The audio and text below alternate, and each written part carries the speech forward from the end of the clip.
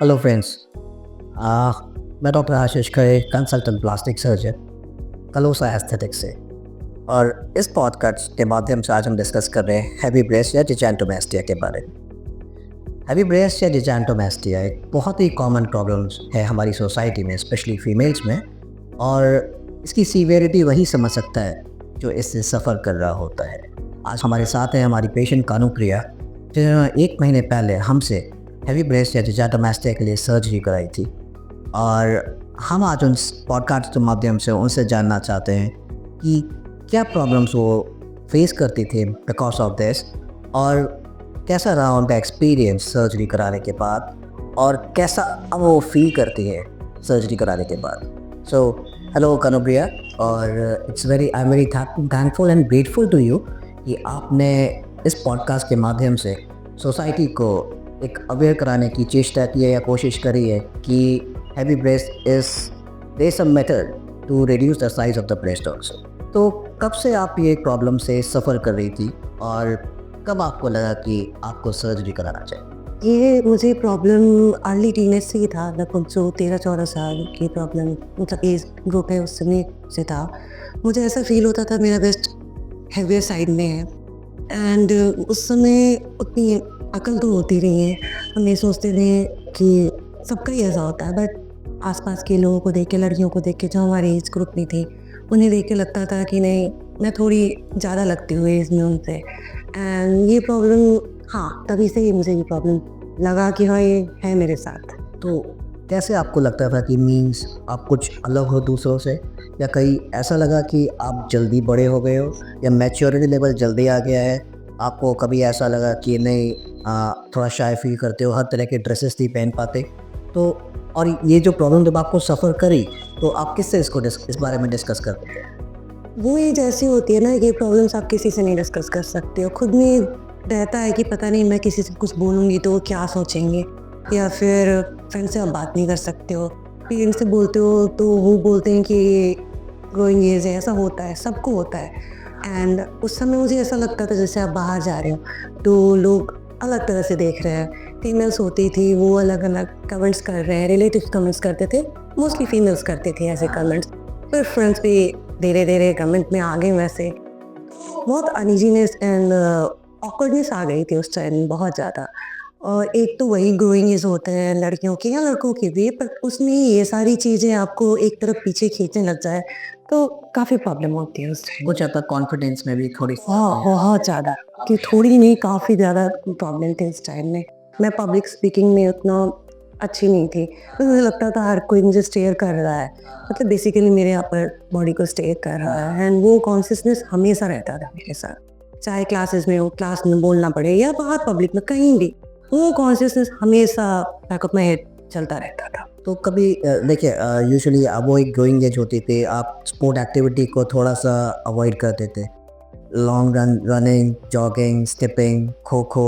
मैंने देखा है काफ़ी जो पेशेंट्स होते हैं या कुछ बच्चे होते हैं उस एज ग्रुप में, वो थोड़ा अवॉइड करते हैं। आप अपनी पसंद की ड्रेसेस नहीं पहन कर पाते। एंड जो और कभी कभी आप शायद स्टडीज़ में भी कंसंट्रेट नहीं कर पाते हो, कि बैक ऑफ द माइंड आपके हमेशा चलता रहता है कि समथिंग इज रॉन्ग, है ना? हाँ, बिल्कुल। मैं काफ़ी अच्छी थी, मैं बैडमिंटन में एक्चुअली, और वॉलीबॉल भी खेलती थी। तो एक एज तक एवरीथिंग वाज़ एक्सेप्टेबल। बट धीरे-धीरे ऐसा होता गया, जब एज बढ़ती गई, वही टीनेज में आया तो सबने लाइक कमेंट करना स्टार्ट कर दिया है कि अच्छा नहीं लग रहा है, दौड़ो मत, ज़्यादा उछलो मत, इधर मत जाओ, उधर मत जाओ, ये मत करो। तो उस समय ऐसा लग रहा था कि जैसे I am not good at it, क्या प्रॉब्लम है, कुछ तो प्रॉब्लम है मेरे में। तो बाकी सब तो खेल रहे हैं, मैं ही क्यों नहीं खेलूँ, मुझे ही क्यों बोलते हैं सारे ऐसी चीज़ें। तो हाँ, ये चीज़ था, डांस में काफ़ी अच्छी थी, नहीं कर पाती थी वो सारी चीज़ें। फिर बाद में धीरे-धीरे वो भी ऐसा बैठ गया, आप तेज़ नहीं चल सकते हो। आपको पता है कुछ प्रॉब्लम है, जो सबको आपको क्यों देख रहे हैं। तो ये चीज़ बहुत ज़्यादा इफ़ेक्ट करती है। बच्चों का मतलब जो टीनेज माइंड होता है, उसको बहुत ज़्यादा इफ़ेक्ट करती है। या तो कब आपको ऐसा लगा कि नहीं यार, अब मुझे को इससे छुटकारा पाना चाहिए, मुझे इसका कोई सॉल्यूशन होना चाहिए?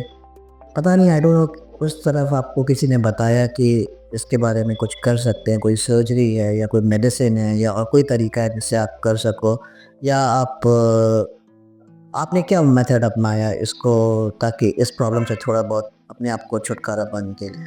हाँ, जैसे जैसे एज बढ़ती गई साइज बढ़ता गया एंड एक टाइम में ऐसा हुआ लाइक आफ्टर 18 ईयर्स 20 ईयर्स ऐसा फील होने लगा। कॉलेज गई, वहाँ पे देखा सब कुछ, ड्रेसेस नहीं पहन सकते, बाकी मेरे जो दोस्त लोग हैं जैसा वो ऐसे ड्रेसेस नहीं पहन सकते, हमेशा पेन रह रहा है और सीधा बैठ नहीं पा रहे हैं, वो हमेशा हर जगह घूमने नहीं जा पा रहे हैं और ट्रैकिंग वगैरह ये सब कुछ करने में प्रॉब्लम हो रही है, बहुत ज़्यादा प्रॉब्लम हो रही है। देन मुझे किसी ने नहीं बताया, एक्चुअली मुझे पता ही नहीं था ये प्रॉब्लम है, कि बहुतों को पता नहीं होता, वो एक फेट समझ के या कुछ भी समझो कि ये शायद मेरी बॉडी ऐसी है, मुझे ये झेलना ही है, ये समझ के वो भी उस सिचुएशन में मैं भी वही थी। मुझे भी लगा था शायद ये से होता ही है, सबके साथ होता है, मेरे साथ थोड़ा ज़्यादा हो रहा है, चलो ठीक है कोई बात नहीं। लेकिन धीरे धीरे जब थोड़ी मैच्योरिटी आई, दुनिया देखी, बाहर निकली, इंटरनेट आया, सबसे बड़ी बात यूट्यूब वगैरह पे सर्च करना, तो वो पता चला नहीं ये प्रॉब्लम सॉल्वेबल है, आप कर सकते हो इसको। लाइक बहुत सारे इंटरनेट में रीडेबल्स हैं, उसमें देखा और तो लगा हाँ शायद इससे निजात मिल सकती है। देन मैं उस पर धीरे धीरे रिसर्च करना चालू किया उस पर।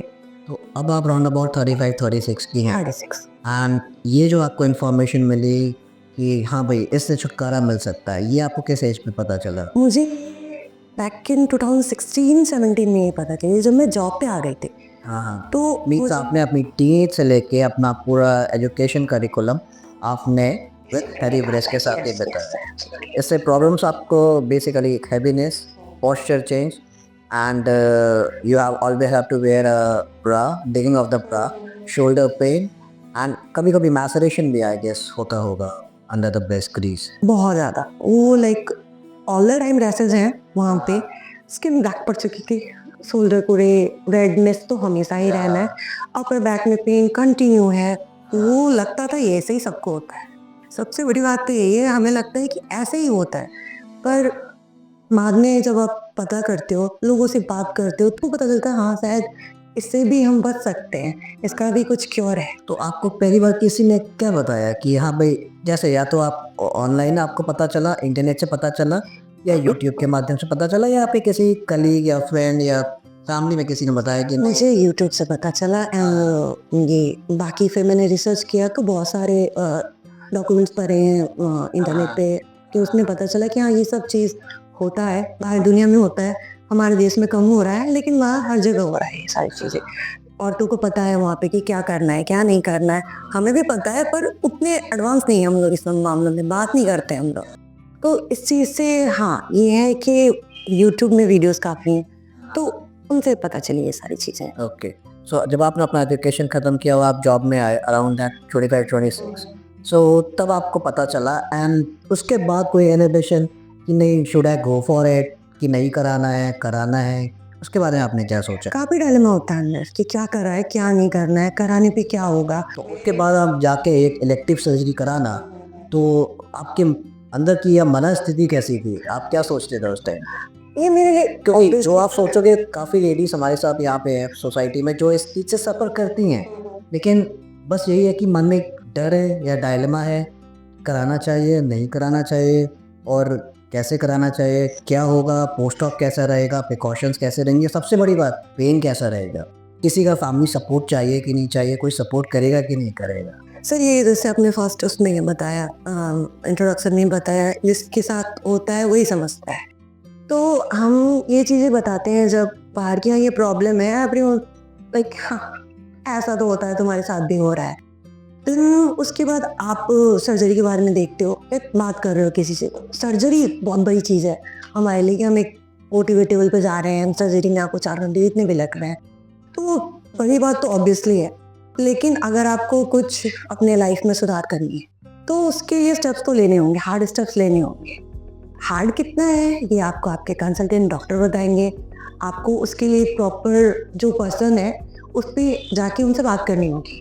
ये नहीं आपको आजकल ऐसा देखो तो हर कोई डॉक्टर बना फिरता है, नहीं एक पर्टिकुलर डॉक्टर चाहिए उस चीज़ के लिए। आपने बहुत सही कही, और जो ज्ञानी होते हैं ना वो अपना ज्ञान बांटते नहीं है फ्री में, आपको चीज़ बताएंगे नहीं, जब आप उनके पास जाओगे तभी वो आपको सही ज्ञान देंगे, ठीक है ना। तो ये बहुत बड़ी चीज़ आपने बताई कि काफ़ी लोग बताते हैं कि ब्रेस्ट का साइज मेडिसिन से ना हो सकता है, हमारे पास भी मरीज आती कुछ थ्रेड्स यूज़ कर लो, कोई दवाई खा लो, उससे कम आ जाएगा।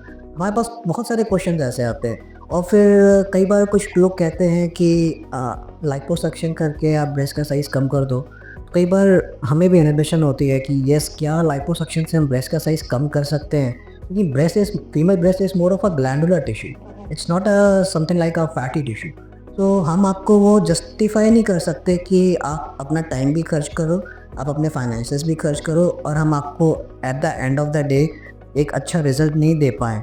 तो उससे ना आपका कोई बेनिफिट है, ना हमारा कोई बेनिफिट है। तो हमें चाहिए कि आप खुश रहो, पेशेंट खुश रहे और उसको एक बेनिफिट, एक अच्छा रिजल्ट मिले पोस्ट सर्जरी। तो that is what we want actually. हमें भी बताया गया था एक्सरसाइज करो, ये दवा खाओ या फिर ये खाना खाओ, इस तरह की चीज़ें खाओ तो उसमें साइज कम होंगे। एक्सरसाइज करो, सी एक्सरसाइज में आपको ओवरऑल बॉडी साइज कम होता है, ब्रेस्ट में थोड़ा बहुत फर्क आएगा, 19-20 का फर्क होता है, बहुत ज़्यादा फर्क नहीं होता है। बट वो सी आपका मेन जो बड़े ब्रेस्ट के साथ सबसे प्रॉब्लम सैगिंग की होती है वो नहीं जाने वाली, उसमें कम हो जाएगा पर सैगिंग रहेगा वहीं पे। तो हाँ, कम हुआ है पर ऐसा नहीं कि यू आर सेटिस्फाइड या बस वही है, नहीं, उससे बिल्कुल भी कुछ नहीं होता है। आप उस पर ट्रस्ट ना करें। आई डोंट थिंक दवा से कुछ होने वाला, मैंने खाया नहीं था क्योंकि मैं पहले एक प्रॉपर कंसल्टेंट के पास आ चुकी थी। ये सब चीज़ें मैंने अपने दिमाग में नहीं डाली। लाइपो से होता होगा, आई डोंट नो, क्योंकि मुझे आपने ही गाइड कर दिया कि नहीं सर्जरी से होना, और मैंने बहुत सारी चीज़ें पढ़ी हुई थी। तो आई थिंक कि उन सब चीज़ों पे ना जाके जो एक्चुअल आप इसका ट्रीटमेंट है उस पर ध्यान दें।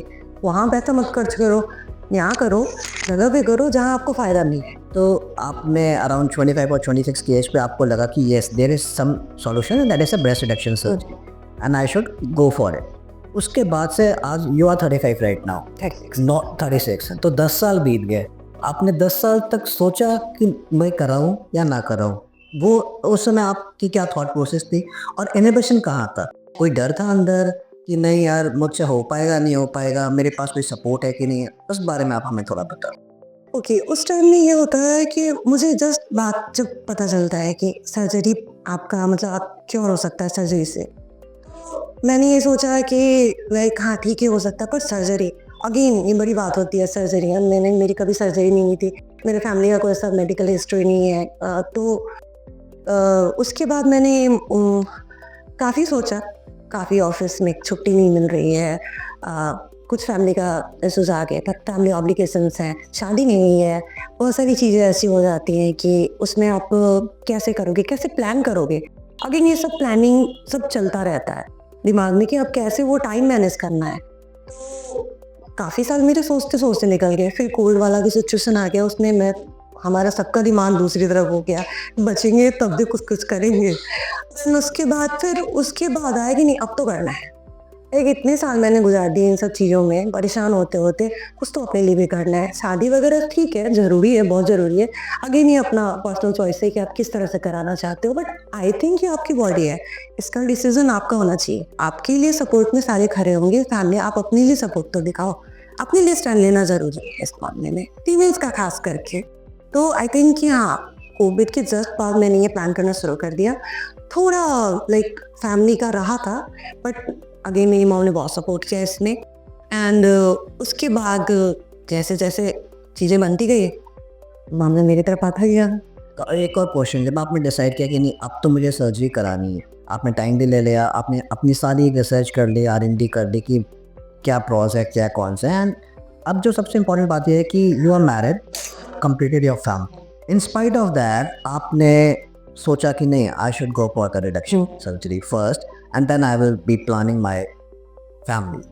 तो इस बारे में कुछ बताइए कि मतलब आपने मतलब why you give the priority to breast reduction surgery first and then planning for a pregnancy further. जब उस टाइम में आपने मुझे सारा प्रॉस एंड कॉन्स बता दिए थे, एंड ये भी था कि हाँ लाइक सर्जरी के बाद थोड़ा मिल्क सेक्रेट कम हो सकता है, सेक्रेट होने में थोड़ी प्रॉब्लम हो सकती है, लाइक कुछ हाँ यस थोड़ी प्रॉब्लम हो सकती है। तो अगेन मैंने अपने हस्बैंड से बात की and he was fully supportive कि ठीक है ये भी ज़रूरी है, फैमिली भी ज़रूरी है, लेकिन अगेन एक बार तुम डिसाइड कर लो ये तुम्हारा कैसा डिसीजन रहेगा, आई विल सपोर्ट इट। तो मैंने ये डिसाइड किया लाइक फ्यूचर तो देखा जाएगा जो होगा, अभी जो प्रॉब्लम है पहले उसे सॉल्व किया जाए। तो अगेन बाकी में देखी जाएगी। तो इनिशियल कंसल्टेशन में आपके अंदर क्या क्वेश्चंस थे और क्या आपके वाकई सारे क्वेश्चंस, क्या प्रॉज एंड कॉन्स हैं, या आपको सर्जरी करानी चाहिए नहीं करानी चाहिए, आपके मन में क्या इनहिबिशंस थे, या मैं कहूँ क्या डर था, एंड क्या वो डर जो इनिशियल कंसल्टेशन आपके सारे क्वेरीज या क्वेश्चन सॉल्व हो गए थे, उस बारे में आप मुझे थोड़ा। बहुत सारे सवाल थे कि आई एम नॉट वन की इंटरनेट पे जो दिखा उस पर भी लिख कर लो, मैं 3-4 जगह इधर उधर पूछ लेती हूँ।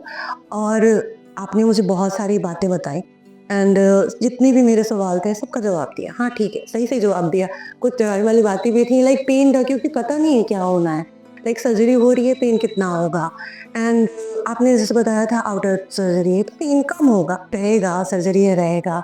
And surgery yes inside. हाँ, तो उसका एंड जो स्कारिंग वगैरह का आपने सारी चीज़ें बताई थी, उसका कितना रहने वाला है, निपल सेंसेशन वगैरह। Sensation is the most important thing, and nipple vascularity and viability। हाँ, क्योंकि हम ये टेस्ट कर रहे हैं। हाँ, जो वही एडजस्ट कर रहे हैं, लिफ्ट कर रहे हो। उसके लिए बताया आपने, सारा सब कुछ बताया। तो हाँ, थोड़ा था, बहुत ज़्यादा डर था, काफ़ी कम हुआ। ठीक है, आपने बताया सबका होता है, अगेन रिकवर होता है। बॉडी टू बॉडी पे रिएक्ट करती है, आपकी बॉडी किस तरह से रिएक्ट करती है उस पर भी डिपेंड करती है बातें। तो मेरे लिए जितने क्वेश्चन थे मेरे सारे क्लियर हुए। एंड जो मैंने इंटरनेट पे भी देखा था एंड आपसे भी बात की, कोरिलेशन अच्छा था, सब कुछ ठीक ठाक था। तो थोड़ा नहीं काफ़ी डर कम हुआ मेरा उसको लेके। And then I planned. तो on the day of surgery, the final day तक कि नहीं अब आज तो जाना है, so how was your emotions at that time? You were feeling good, nervous कि हैप्पी कि आज मेरे को अपनी ब्रेस्ट से छुटकारा मिल जाएगा? फ्रैंकली स्पीकिंग बड़ा नम टाइप का फीलिंग था कि क्या हो रहा है। हाँ, डर नहीं रही थी, इतना मुझे पता है, आपने इतना काउंसिल किया था। डर उतना नहीं था, अगेन कि भरोसा था। भरोसा, बिल्कुल भरोसा था, वरना इतनी देर तक मैं सर्जरी पे कैसे रहती। वो थोड़ा एंड अगेन कि इतने दिन से मैं जिस चीज को झेल रही हूँ वो ठीक हो जाएगा। कितने सालों से? वो कितने सालों से रही, तो वो ठीक हो जाएगा। ये एक लाइक जो क्या आउटकम होने वाला है, एंड वो जो फियर था, फियर नहीं बोलूंगी, एक्साइटमेंट इतना ज्यादा था कि वो एक नमनेस के उसमें आ गया था, कैटेगरी में डाल सकते हो। तो वो feeling very calm, frankly speaking, अब नम बोलो काम बोलो जो भी हो, तो वाज लाइक ओके, जब जो करेगा जाएगा। सो वो टोक लाइक दैट। चलो, तो सर्जरी आपकी लास्ट की थी around 5 to 6 hours। Usually it takes time for both the breast actually and then suturing. So post surgery के बारे में थोड़ा सा आप हमें बता सकते हैं? डिस्कम्फर्ट, पेन, कोई समस्या, कोई प्रॉब्लम, कैसा लग रहा था उसके बाद? डिस्कम्फर्ट था। हाँ, ये पेन मैं नहीं बोलूंगी, बिकॉज मुझे उतनी फीलिंग, इमीडिएटली आ रहा था सर्जरी, पेन नहीं था? मुझे कुछ पेन नहीं था। लाइक मेरे राइट ब्रेस्ट में हाँ थोड़ा हेवीनेस था, एंड ऐसा हाथ वाथ करने में मैं खुद डर रही थी कि मेरे को सुचर ना हिल जाए, कुछ ना हो जाए। तो मैं खुद थोड़ा सा कॉन्शियस थी इस चीज़ को लेके। और मुझे दर्द तो आई डोंट थिंक मुझे दर्द बोल के दर्द हुआ, उससे ज़्यादा दर्द तो हम लोग हर मंथ में फील करते, उससे ज़्यादा होता होगा आई गेस। लेकिन मुझे दर्द नहीं हुआ, डिस्कम्फर्ट रहा कुछ दिन तक। तो ऑब्वियसली सर्जरी है, सुचर्स हैं तो होना ही होगा। तो हाँ, दर्द नहीं था मुझे। थोड़ा आगे 1 to 10 के स्केल में डाले 2.5 आ रहा होगा। ये मतलब 10 के स्केल में 0.5 पे ब्रेस्ट रिडक्शन होता है। बिल्कुल। That's a big thing. Yes, absolutely. ये चीज़ काफ़ी मोटिवेट करेगी बाकी जो डरते हैं जो लोग कि should I go for it और not, should I not go for it. So after next day I think so after 24 hours और 48 hours you were discharge to hospital. आपकी ड्रेसिंग, जब आपकी फर्स्ट टाइम ड्रेसिंग रिमूव हुई तब आपने अपना breast को देखा तो आपको कैसा लगा? मैं पहले देखना ही नहीं चाह रही थी। एक लाइक आपने इतने साल तक जिस चीज़ के लिए वेट किया, आपके पास सडनली आया ना, यू फील लाइक बहुत ओवरवेल्म हो जाते हो कि कैसे करा जाए क्या। तो सर ने मुझे बोला नहीं देखो अब देखोगे नहीं तो आपको पता कैसे चलेगा। देन मैंने मिरर में देखा and I was like oh my God कि ये चीज़ के लिए मैं इतना क्यों वेट कर रही थी। आई मीन या ये फीलिंग मैं एक्सप्लेन नहीं कर सकती, वर्ड में सच्ची नहीं कर सकती। तो पोस्ट ऑप में you have some medicine to take और पेन किलर्स आप कितने रेगुलरली लेते थे, या पेन होता था, वॉमिटिंग, या पेन कितना सीवियर था, और कुछ antibiotics, how was the precautions आपने क्या क्या लिए post op surgery? Post op पे मूवमेंट नहीं है, वहाँ ज़्यादा मूवमेंट नहीं करना है, ऐसे करवट लेके नहीं सोना। ये सारी चीज़ें हाँ मैंने ध्यान रखी थी, बिल्कुल सीधा होके सोना है। जो एंटीबायोटिक्स लेने थे, पेन किलर एसओएस था, मुझे एक बार भी लेने की ज़रूरत नहीं पड़ी। एंड आई रिमेंबर कि जो 1.5 दिन बाद ही सिस्टर ने मुझे आईवी में वो देना बंद कर दिया था पेन किलर। शायद कोई दूसरी दवा में कंपोजिशन के साथ रहा हो सकता है, दैट आई डोंट नो, लेकिन एज सच मुझे पेन किलर लेने की ज़रूरत नहीं पड़ी। और जो लाइक मेडिकेशन एंटीबायोटिक वो तो चले हैं, 15 दिन तो लगभग चले थे मेरे। Yeah, 12 days. So how was means आप रेगुलर फॉलोअप के लिए आते थे? ड्रेसिंग्स भी आई थिंक सो 3-4 डेज में एक बार हम रिमूव सकते थे. सो कोई ऐसा कोई प्रॉब्लम, कोई वुंड एसेंस, कोई डिस्चार्ज, कोई पस का formation, how was the skin, pain colour, सबसे important nipple sensation, how was the nipple sensation for sir? और जैसा मुझे लग रहा है कि मुझे शायद फर्स्ट ड्रेसिंग के बाद से ही मुझे निपल सेंसेशन था, तो कम था पर था, एंड वो धीरे धीरे बढ़ता गया। हाँ, एक्चुअली कि अभी भी है, मतलब जैसे मुझे पहले था, आई डोंट रिमेम्बर एक्चुअली कि मेरा पहले कितना था। सो ये वो पीरियड है, लेकिन मुझे उतना याद नहीं है कितना था, बट हाँ अभी है। The thing is that when you have a heavy breast ना, तो आपका जो निपल सेंसेशन होता है वो पहले से भी कम हो जाता है, क्योंकि बिकॉज ऑफ द सोचा पेंडुलस और saggy breast the nipple sensation decrease. नहीं अभी है, अभी लाइक काफ़ी है, तो टच करने में पता चल रहा है कि हाँ पूरा पता चल रहा है कि there is something। और जो ड्रेसिंग में जैसे वूल वगैरह है कुछ नहीं हो, everything was normal. Everything was uneven. थोड़ा सा लाइक थोड़ा सा कुछ था, तो आई थिंक वो एंड सॉरी क्या बोलते हैं, लॉस की वजह से हुआ था या something like Skin rash, skin हाँ rash. That's it. So you were continuously wearing a sports bra, हाँ, and आज आपको एक महीना हो गया 1 सर. महीना 10 दिन पूरे। सबसे इम्पोर्टेंट कैसा लग रहा है? ये तो ऐसा लग रहा है जैसे कंधे से किसी ने बस्ता हटा दिया है। बस्ता हटा. बिल्कुल ऐसा कंटिन्यू आप में सीधा नहीं बैठ सकते थे। कभी जैसे हम लोग खेल रहे हो, मैं सब बोलते थे सिटिंग गेम है, तो मुझे हमेशा पीछे हट के बैठना होता था, मैं सीधा नहीं बैठ पाती थी। सब बैठे हुए, मैं ऐसे, मुझे सब टॉन्ट कर देते हैं तुझे तो हमेशा रेस्ट की जरूरत होती है।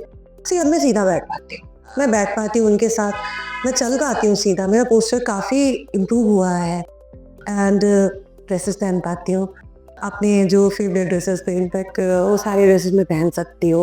आपका cup size and bra size भी चेंज हुआ है. बहुत हाँ. तो ड्रास्टिकली चेंज हुआ है। जो मेरा पहले का कप साइज ब्रा साइज था 38 जी में पहनती थी, हाँ. एंड और अभी का आई थिंक डबल डी है, तो काफ़ी चेंज हुआ है। एंड दिखने में काफ़ी अच्छा लगता है, कपड़े पहनो तो काफ़ी अच्छा लगता है। एंड वो सबसे बड़ी बात, जो बाहर जाते हो एंड वो स्टेज जो है ना, मतलब बहुत नहीं है, अब नहीं है. अब नहीं है। वो बहुत बड़ा मेरे लिए एक लाइक क्या बोले ना, एक श्राप था बिल्कुल, कि लोग घूर रहे हैं, वो कंफर्टेबल नहीं होता, नहीं है, उससे बहुत बच गया। एक चीज़ और कि आपका आफ्टर ब्रेस्ट रिडक्शन सर्जरी कुछ वेट भी कम हुआ था, क्योंकि मुझे याद है आपकी दोनों side breast around 2.5 to 3 kgs breast हमने tissue, skin and fat gland को निकाला था. हाँ, मेरा लगभग 5.5 किलो कम हुआ है वेट। 5.5. मैंने अपने घर की वेट मशीन से ही टेस्ट किया था, चेक किया था, तो 5.5 किलो के करीब डिफरेंस आया है। सर्जरी से पहले मैंने चेक किया और सर्जरी के बाद मैंने चेक किया, तो काफ़ी डिफरेंस था। तो अब लास्ट क्वेश्चन, आपका खुशी का तो कोई ठिकाना नहीं. You are very much happy and that's very kind for us कि हम आपको किसी को मदद कर सके सोसाइटी में, कि उनको बेनिफिट मिल सके, सबसे पहला चीज़. दूसरा, हमारे देश में काफ़ी फीमेल्स हैं, काफ़ी महिलाएं हैं जो इस प्रॉब्लम से सफ़र करती हैं, पर उनको पता नहीं होता कि ऐसा भी कोई सॉल्यूशन है कि हम ब्रेस्ट को रिड्यूस कर सकते. मैं पेरिफेरी की बात कर रहा हूँ, मेट्रो सिटीज़ की बात नहीं करता, और काफ़ी लोग हैं, लेकिन कई बार उनके इनहिबिशंस होते हैं, उनके डर होते हैं कि should I go for it, और कई बार उनको ये लगता है कि मेडिसिन से ही शायद ठीक कर सकते हैं, और कई बार ऐसा लगता है कि यही लाइफ है, सबके साथ ही ऐसा होना है और ऐसे ही ज़िंदगी कट जाए. तो ऐसी महिलाओं के लिए मैं चाहता हूँ आप कुछ बताएं, जिससे कि उनके अनुभव चेंज हो और उनको भी थोड़ा कॉन्फिडेंस बने कि नहीं, ये चीज़ आप करा सकते हो और ऐसी कोई समस्या नहीं है इसके लिए. ये तो सबसे बड़ा लाइक प्रॉब्लम है कि हम प्रॉब्लम को एड्रेस ही नहीं कर रहे हैं। ये बहुत, चाहे आप बिग सिटीज़ में भी, हम वहीं क्यों छोड़ें, क्योंकि मुझे पता है दिल्ली में, मैं आसपास में जितने लोग रहते हैं, मैंने बहुतों को ये प्रॉब्लम से गुजरते हुए देखा है, मतलब चल रहा है ये सब, हमें उन्हें भी नहीं मालूम ये सब चीज़ें हो रही है। मैंने पढ़ाई करी कैलकाटा से, तो वहाँ पे भी ये मेट्रो सिटी के मुझे उस समय भी नहीं पता था क्या हो रहा है। और पेरीफेरी में तो हम छोड़ ही देते हैं, वहाँ पे तो बहुत सारे लाइक ये एक सोशल स्टिग्मा, आप बात नहीं कर सकते इस चीज़ पे। बात भी करोगे तो फीमेल्स पे ही करोगे। तो कुछ लोग ऐसे होते हैं कि एक दूसरे को हम तसल्ली देने में लगे रहते हैं कि नहीं कोई बात नहीं होता है। अरे नहीं होता है, आप देखो तो सही, आप बात तो करो, आप एक प्रोफेशनल से बात करो कि क्यों इसका हमको अगर प्रॉब्लम है तो उसका कुछ तो सॉल्यूशन होगा। ऐसा थोड़ी है कि हमेशा ज़िंदगी भर उसी प्रॉब्लम में जीना है। नहीं, हम कुछ बात करेंगे, हम पढ़ाई करेंगे, हम उसके बारे में जानेंगे। बहुत सारे अभी तो बहुत सारे ज़रिया है जानने का, यूट्यूब है, फेसबुक है, बहुत सारी चीज़ें हैं जानने की। तो आप एक बार लोगों से बात करो कि क्या कर सकते हैं। और जो छोटे शहर की औरतें हैं, मैंने देखा है बहुत रूरल एरिया में भी कि ये सब प्रॉब्लम है, और वो लोग तो खैर बात नहीं कर सकते हैं, किन से बात करें। हस्बैंड से बात कर लो, शायद समझ जाए, राइट। नहीं तो अपनी माँ से बात करो, वो तो समझेंगी। बाकी कोई समझे ना समझे, क्या पता कहीं लग जाए। लेकिन जब तक आप बोलोगे नहीं, आप अपना प्रॉब्लम खुद नहीं समझोगे, तब तक कुछ नहीं होने वाला है। आपको अपनी प्रॉब्लम समझनी होगी, आपको अपने लिए डिसीजन लेना होगा। उसके बाद आप अगर एक स्टैंड लोगे अपने लिए, बहुत लोग हैं खड़े आपके लिए। आप एक बार बोलो तो सही, ये बात है। एंड सबसे लास्ट क्वेश्चन, क्या breast reduction surgery is too expensive, या कॉस्मेटिक सर्जरी है, या प्लास्टिक रिकंस्ट्रक्टिव कॉस्मेटिक सर्जरी है, तो is it too expensive, drain your pocket?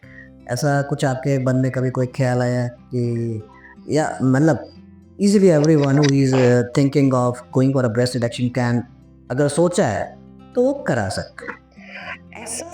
Expensive है ब्रेस्ट। बहुत आपके पूरे 20-25 साल के लिए ना अमाउंट कुछ भी नहीं है। हाँ, इतने लिए तो लाइफ ये बस हमेशा ऐसे ही रहेंगे। आप आईफोन ले रहे हो, आप तरह तरह की चीजें ले रहे हो, साड़ियाँ ले रहे हो, हमें पता है 10,000 15,000 की साड़ियाँ होती है, उतना तो अभी EMI में डाल सकते हो। बहुत सस्ती हो, Right. 10-15 हज़ार की साड़ियाँ। हाँ, तो मतलब मैं एवरेज बात कर रही हूँ।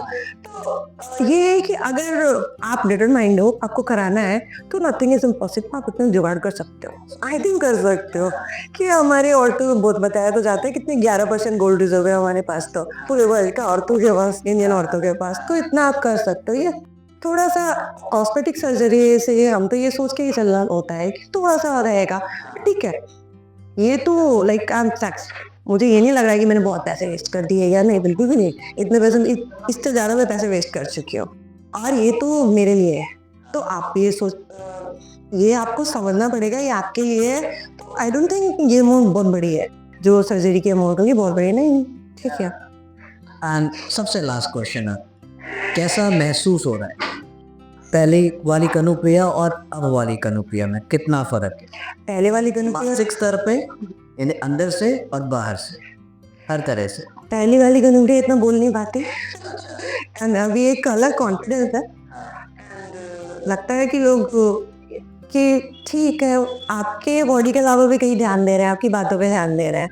तो ये बहुत बड़ा डिफरेंस है कि हाँ, आपकी बातों पे ध्यान दिया जा रहा है, अपीयरेंस पे नहीं। So thank you Kanupriya, and we are very grateful to you कि आपने सोसाइटी को, हमारी समाज की महिलाओं को थोड़ा सा जागरूक किया, स्पेशली एजुकेट किया regarding this topic of heavy breast in case of females. We are very much thankful to you. Thank you so much. Thank you. Thank you.